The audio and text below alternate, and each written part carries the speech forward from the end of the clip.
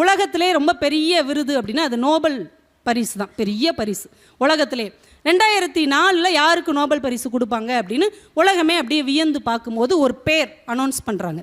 Wangari Mathai அப்படின்னு ஒருத்தங்க.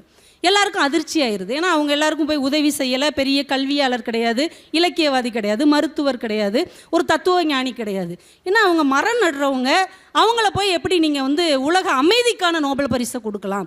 ஒரு சுற்றுச்சூழலுக்கும் உலக அமைதிக்கும் என்ன சம்பந்தம் என்று கேட்டபோது வங்காரி மாத்தாய் ஒன்று சொன்னாங்க. அவங்க கிட்டத்தட்ட 3 கோடி மரங்கள் நட்டவர்கள். 3 கோடி மரம், அதுவும் மழை வரக்கூடிய மரம், சாதாரண மரம் இல்லை. இந்த மரம் மழையை ஈர்க்கக்கூடிய மரங்கள்.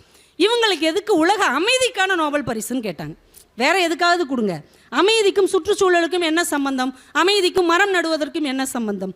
வங்காரி மாத்தாய் சிரித்து கொண்டே சொன்னார், 3வது உலகப்போர் என்று ஒன்று இந்த மண்ணில் நடந்தால் அது தண்ணீருக்காகத்தான் இருக்கும். ஏன் தண்ணீர் இல்லாமல் போகிறது?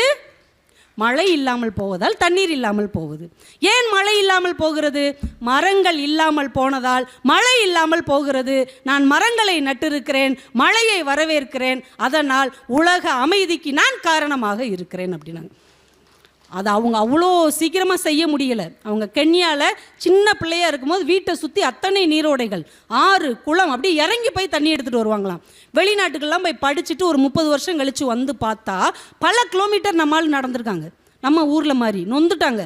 எப்படி இருந்த நீர்நிலையெல்லாம் தொலைச்சிட்டிங்களடா பாவிகளான்னு மரம் நடுவதற்கு எல்லாரையும் அழைக்கிறாங்க.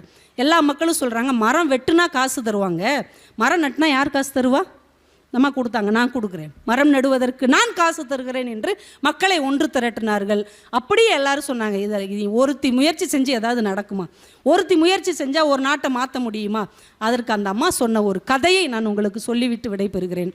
ஒரு பெரிய காட்டில் நிறைய விலங்குகள், நிறைய மிருகங்கள், பறவைகள் இருந்தது.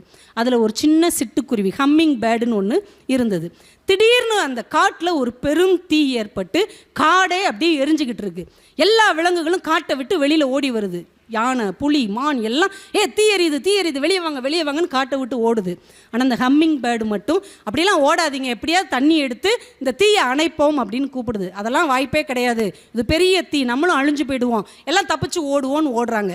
ஆனால் அந்த சிட்டுக்குருவி மட்டும் யாரையும் கவனிக்காமல் ஓடி ஓடி ஒரு குளத்துலேருந்து தண்ணியை எடுத்துகிட்டு வந்து மேலே மேலே கொட்டிக்கிட்டு இருக்கு. இந்த மிருகங்களுக்கெல்லாம் ஆச்சரியமாகவும் சிரிப்பாகவும் இருக்குது. உனக்குன்னா பைத்தியமாக பிடிச்சிருக்கு, இவ்வளவு பெரிய தீயை உன் சின்ன அழகால் எடுத்து வருகிற தண்ணீரை வச்சு எப்படி அணைக்க முடியும்?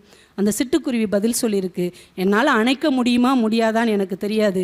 இத்தனை நாள் இதுதான் எனக்கு வீடு தந்தது, சாப்பாடு தந்தது, இருப்பதற்கு இடம் தந்தது. அது அழிவதை என்னால் பார்த்து கொண்டு இருக்க முடியாது. ஒன்றும் உதவி செய்வேன், இல்லைன்னா அதோடு சேர்ந்து அழிந்து போவேன். அதுதான் என்னுடைய அறம் என்று அது பேசியது. ஒரு சிட்டுக்குருவிக்கு இருக்கிற அறம் கூட நமக்கு இருக்கவில்லையே என்று எல்லா மிருகமும் திரும்பி வந்து தண்ணியை ஊத்துச்சான். அந்த தீ அணைந்ததாம். வங்காரி மாத்தாய் சொன்னார்கள், நான் இப்போது செய்ய ஆரம்பித்திருக்கிற வேலை அந்த சிட்டுக்குருவியின் வேலை.